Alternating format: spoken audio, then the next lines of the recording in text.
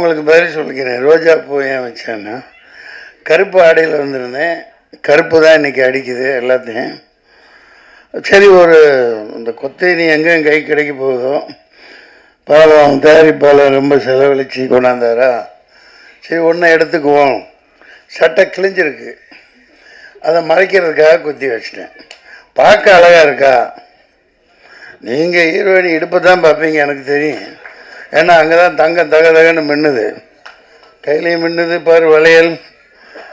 நன்றி, யாவருக்கும் வணக்கம். மக்கள் தொடர்பாளர் சுரேஷ், சதீஷ், கவிதா தொகுப்பாளினி மற்றும் தேவராஜ் பத்திரிகையாளர், எல்லாருமே, அனைத்து தாளிகையாளர்கள், பார்வையாளர்கள், திரைப்பட சுவைஞர்கள், இந்த படத்தின் தயாரிப்பாளர் அமெரிக்காவிலிருந்து வந்து எடுத்திருக்காங்க இல்லையா, அமெரிக்காவில் வேலை குமார் அவர்கள், மற்றும் இயக்குனர் அறிவழகன், ஈரம் பட இயக்குனர் அறிவழகன். ஈரமெல்லாம் மிகப்பெரிய ஒரு பாதிப்பை, தாக்கத்தை தமிழ் திரைப்படத்தில் ஏற்படுத்திச்சு. அமைதியாக உட்காந்துருக்காங்க. அவர்கிட்ட கௌதம் கோவிந்த் தானே, சரி, கௌதம் கணபதி. ஏன்னா எனக்கு என்னமோ அந்த அம்னீஷியா மாதிரி நிறையா வந்துருச்சு, தெரிய மாட்டேங்குது. மற்றும் புதுமுக இசையமைப்பாளர் மனோஜ், ஆர்ட் டைரக்டர். நல்லா போட்டிருந்தீங்க, செட்டு மாதிரியே தெரில. அந்த துப்பாக்கியெல்லாம் ஒரிஜினல் மாதிரியே இருந்துச்சு. நான் ஷூட் பண்ணியிருந்தால் எதுவும் அவ்வளோதான், குண்டு பாஞ்சிருக்கும். அற்புதமாக பண்ணியிருந்தாங்க. இளம் கதாநாயகன் நல்லா அழகாக இருக்காங்க.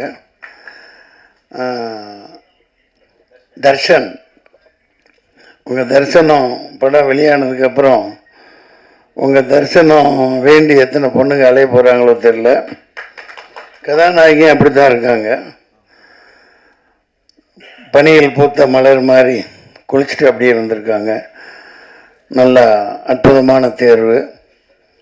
மற்றும் இவங்க போலீஸ்காரியாக நடித்தாங்க எங்கூட, இந்த பச்சையம்மன் அவர்கள். அம்மா பேர் ரம்யா மேடம். ஐயா என்ன பண்ணீங்க?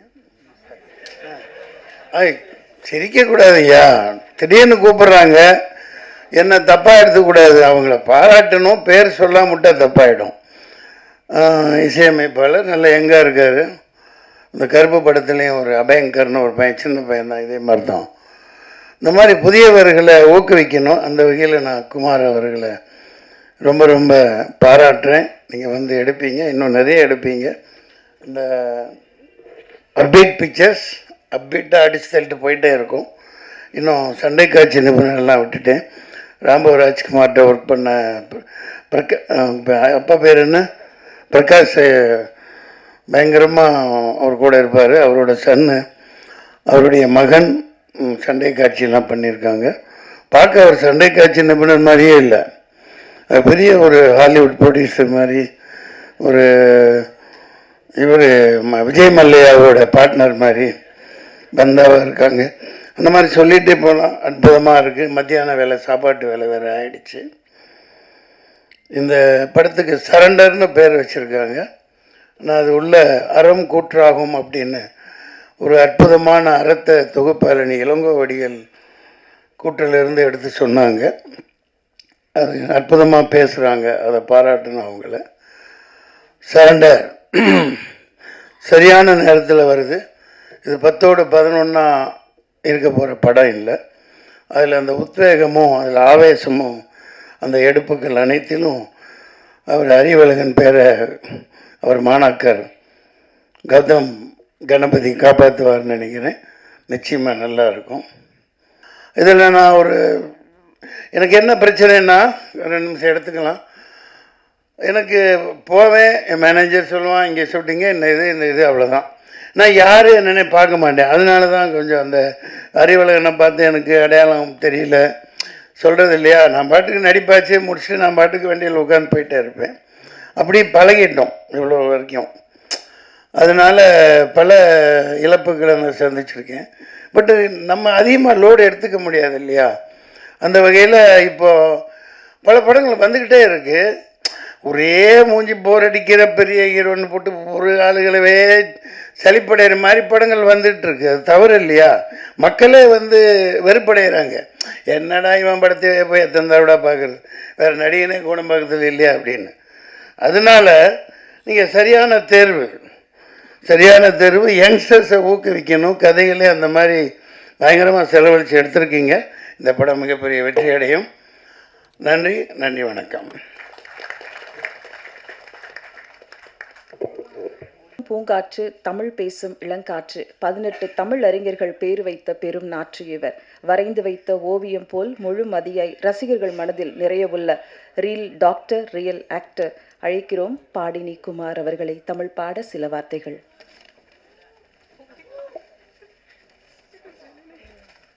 தேங்க்யூ. எனக்கு இவ்வளோ பெரிய இன்ட்ரோடக்ஷன்.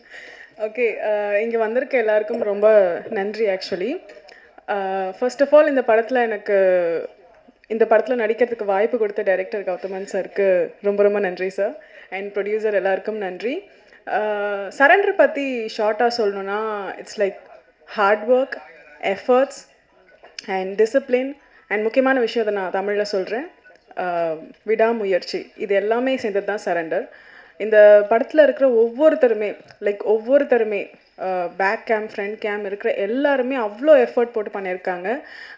ஆர்ட் டைரக்டர் சார் நான் ரொம்ப மென்ஷன் பண்ண நினைக்கிறேன், அவ்வளோ அழகாக இருந்துச்சு நான் பார்த்தேன். ஸோ இந்த படத்துக்கு தயவு செஞ்சு சப்போர்ட் பண்ணுங்கள். August 1 ரிலீஸ் ஆகுது வேர்ல்டு வைட். உங்கள் எல்லாரோட சப்போர்ட் தான் எங்களுக்கு ரொம்ப தேவை. நீங்கள் எழுதுகிற எழுத்துக்கள் தான் ரொம்ப முக்கியமான விஷயம் எங்கள் எல்லாருக்கும். ஸோ நீங்கள் எல்லோரும் சப்போர்ட் பண்ணுவீங்கன்னு ரொம்ப நம்புகிறோம். Thank you so much. நன்றி.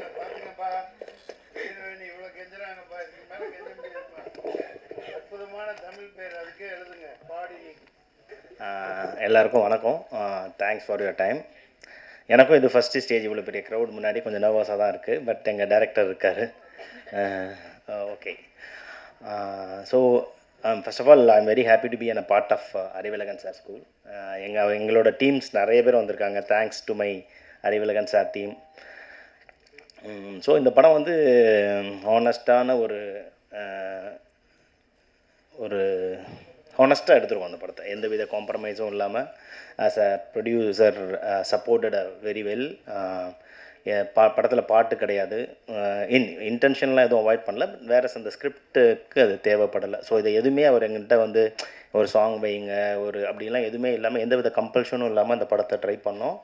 பட் ஃபைனலாக எல்லாமே நல்லபடியாக ஒர்க் அவுட் ஆகி வந்திருக்கு. I have to thank this time மெய் and then action Santhosh and then Manoj. அவன் ஹிடன் எல்லாமே தம்பி மாதிரி தான், வாடா போடான்னு தான் கூப்பிடுவோம். So thanks Manoj and editor Renu. So எல்லாமே நம்ம அறிவழகன் சார் அந்த செட்டப்லேருந்து வந்தவங்க தான். ஒரு ஜஸ்ட் லைக் தட் நம்ம ஒர்க்கிங் பண்ணாமல் ஒரு என்ஜாய் பண்ண எடுத்தப்பட்ட படம் தான் அது. ஸோஃபார் எல்லா படமாகவும் ரொம்ப நல்லா வந்திருக்கு. ஸோஃபார் நாங்கள் பார்த்த முடிக்கும் ஒரு சின்ன எக்ஸ்பெரிமெண்டலாக ஒரு ரேண்டமாக ஒரு 50 பேரை பிக் பண்ணி டிஃப்ரெண்ட் கேட்டகரிஸில் பப்ளிக்லேருந்து எடுத்து படத்தை ஸ்க்ரீன் பண்ணி காமிச்சோம். So overall they are very positive about that film. So எங்களுக்குமே ப்ரொடியூசருக்கும் சரி இந்த டீமுக்கும் சரி we get in a kind of an confidence. So we are launching our film on August 1 in the theatre. I have to support our sincere efforts and thank you for everyone. Yeah. எல்லாருக்கும் வணக்கம். நான் ரம்யா ராமகிருஷ்ணா பேசுகிறேன். Prasad lab எனக்கு ரொம்ப கனெக்டடான ஒரு lab. Balu Mahendra sir படத்தில் ஹீரோயினாக பண்ணப்போ இங்கே இருந்தேன். மகேந்திரன் சாரோட ஃபஸ்ட்டு ஷார்ட் ஃபிலிம் பார்க்குறப்போ நான் இங்கே இருந்தேன். ஸோ அவரோட மேக்கிங் ஆல்மோஸ்ட் நான் ஃபீல் பண்ண அன்னைக்கு he was like real kid of Balu Mahendra sir school. அதை சொல்லணும். இன்றைக்கி நான் இந்த படம் சரண்டர் நடிச்சிருக்கேன் அப்படின்னா மனசா வாச்சா கர்மா அப்படின்னு சொல்லுவாங்க. அதாவது மூணுமே ஒன்றுபட்டால் மட்டும்தான் நம்ம ஒரு நல்ல ப்ராடக்டோ நல்ல விஷயத்தையோ செய்ய முடியும். ஸோ இங்கே இருக்கிற எல்லாருமே தன்னோட ஹார்ட், மைண்ட் அண்ட் சோல் இதில் கொடுத்து ஒர்க் பண்ணியிருக்காங்க. Because we all love cinema. அந்த சினிமாவில் எப்படியாவது முன்னுக்கு வரணும், எப்படியாவது நம்ம அங்கே வெறியாக நிற்கிற இடத்துல மட்டும்தான் நம்மளால் அச்சீவ் பண்ண முடியும். So I give my big thanks to Gautham sir for casting me and Mahendran sir, அதாவது மேக்கப்பே இல்லாமல் தான் நடிக்கணும் அப்படின்ற ஸ்கூல்லேருந்து தான் நாங்கள் வந்திருக்கோம். ஸோ அதுலேருந்து வந்ததுக்கு ரொம்ப ரொம்ப சந்தோஷம். And I would like to thank each and everybody, right from எங்களோட மேக்கப் போட்டவங்கலேருந்து, எங்கள் ப்ரொடக்ஷன்லேருந்து, எங்கள் ப்ரொடக்ஷன் மேனேஜர்லேருந்து, அசிஸ்டன்ட் டைரக்டர்ஸ்லேருந்து, ஒரு டீமாக எல்லாருக்குமே ஒரே மோட்டிவ், சக்ஸஸ் மட்டும் சரண்டருக்கு வேணும் அப்படிங்கிறது. ஸோ ப்ரெஸ்ஸும் நீங்கள் எங்களுக்கு சப்போர்ட் பண்ணி அந்த சக்ஸஸ் கொடுத்தீங்கன்னா எங்களை மாதிரி we will want to really upcome and we want to reach the place. So உங்கள் ஹெல்ப் எங்களுக்கு ரொம்ப அவசியம். Thank you so much and thanks to universe. Thank you அம்மா. தேங்க்யூ. நிலையில்லா வாழ்வில் அலையலையாய் வந்த மக்கள், குண்டு பொழிந்த சத்தம், பல மனிதர்களின் ரத்தம், தினம் பார்த்த யுத்தம், திசை தொலைய புலம்பெயர்ந்து இலங்கையிலிருந்து இந்தியா வந்து பிக் பாஸ் என்ற பெரும் நிகழ்ச்சியில் பேர் பெற்றவர். நாடு தாண்டி வந்து நாடு படத்தில் நடித்து நல்ல பெயரும் பெற்றவர். எண்ணற்ற வழிகளோடும் வார்த்தைகளோடும் ஆற்றல் ஒன்று திரட்டி இளைப்பார உதவும் மரங்களாக ஆளுமையுடன் காக்கியின் அதிகாரங்களை தன் நடிப்பில் கொண்டு வந்து தன் இனத்துக்கும் இனமான மக்களுக்கும் வேர்களை விட்டு கொடுக்காத விருட்சங்கள் போல தமிழ் சினிமாவில் உங்களின் ஒவ்வொரு முயற்சியும் வேரூன்றிட வாழ்த்துக்களோடு அழைக்கிறோம் சரண்டர் ஹீரோ தர்ஷன் தியாகராஜா அவர்களை.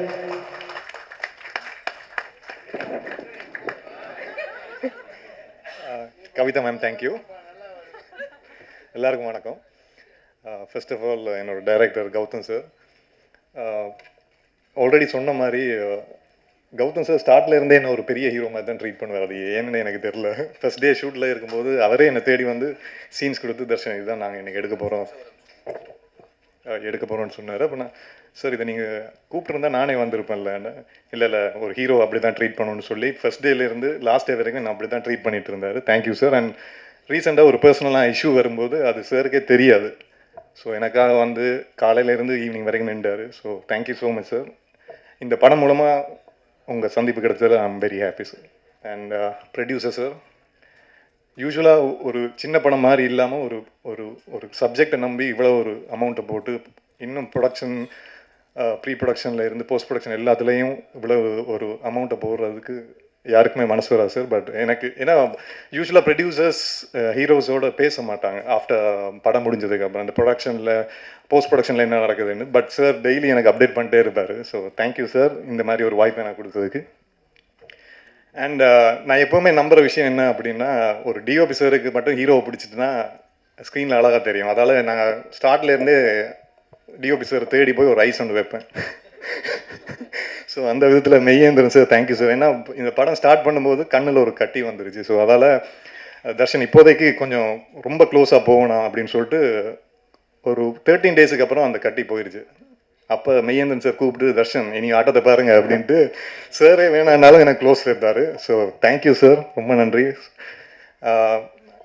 ரொம்ப முக்கியமான ஆள் யார் அப்படின்னா ரேணு சார் தான். ஏன்னா எந்த ஒரு ஷாட் எடுத்தாலும் டைரக்டர் சார், டிஓபி சார் எல்லாம் டிஸ்கஷனில் இருப்பாங்க. அப்புறம் கடைசியாக நாமெல்லாம் பேசினா ஓகே, ரேணுகிட்ட ஒரு ஐடியா கேட்டுப்போம் அப்படின்னு தான் ஒரு விஷயம் நடந்துகிட்டே இருக்கும். நான் அப்போ யார் ரேணு சார் அப்படின்னு, ஏன்னா ரேணு சார்கிட்ட இருந்து எவ்வளோ ஒரு நல்ல சீன் எடுத்தாலும் ஓகே நல்லா இருக்குது இவ்வளோ தான் வரும்.